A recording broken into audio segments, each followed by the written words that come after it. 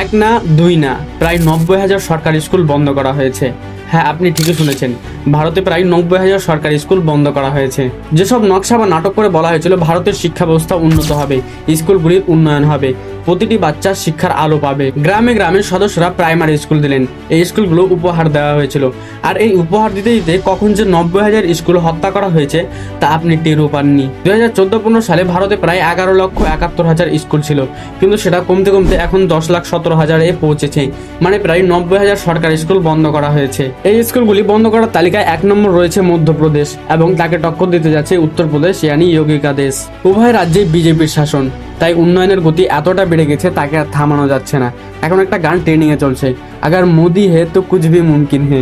আমার ভয় হয় এই গতিবেগ যদি এভাবেই চলতে থাকে তাহলে আজ 90,000 সরকারি স্কুল বন্ধ হয়েছে, কাল সেটা লাখ পেরিয়ে না যায়। এ সরকার স্কুল বন্ধ করছে কিন্তু মদের দোকান খুলে যাচ্ছে, এ সরকার স্কুল বন্ধ করছে কিন্তু মন্দির বানাচ্ছে, এ সরকার স্কুল বন্ধ করছে কিন্তু প্রাইভেট স্কুলের গ্রোথ হচ্ছে। যেখানে সরকার বলছে এদেশের 80 কোটিরও বেশি মানুষ গরিব, তাই তাদের 5 কেজি করে রেশন দেওয়া হয়।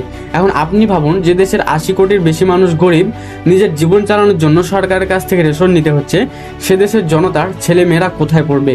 অবভিয়াসলি সরকারি স্কুলেই পড়বে। এখন যদি আপনি সরকারি স্কুল বন্ধ করে দেন তাহলে গরিবের বাচ্চারা কোথায় যাবে?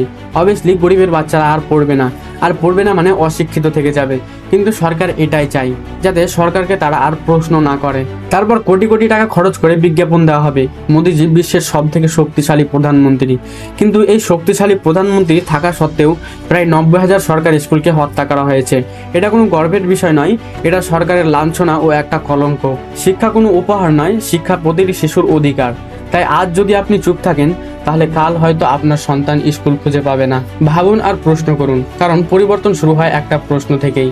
যদি কথাগুলো ওই ডেটাগুলো একটু গুরুত্বপূর্ণ হয়ে থাকে তাহলে ভিডিওটি শেয়ার করতে ভুলবেন না, কারণ এদেশের লুকোনো তথ্য আমি প্রকাশ্যে নিয়ে আসতে চলেছি। ধন্যবাদ, দেখা হচ্ছে পরের ভিডিওতে।